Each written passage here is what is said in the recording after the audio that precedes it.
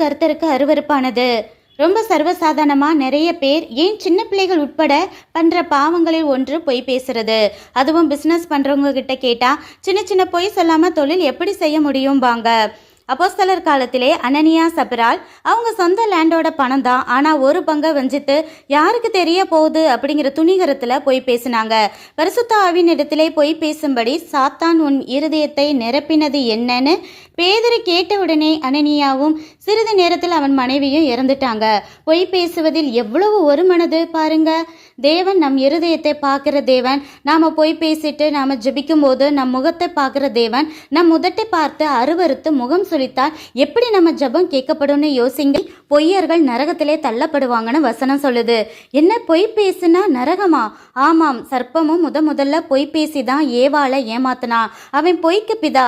பொய் பேசும்போது நாம் அவனுக்கு பிள்ளையாவோன்னு உணர்ந்து பொய்யை வெறுப்போம்.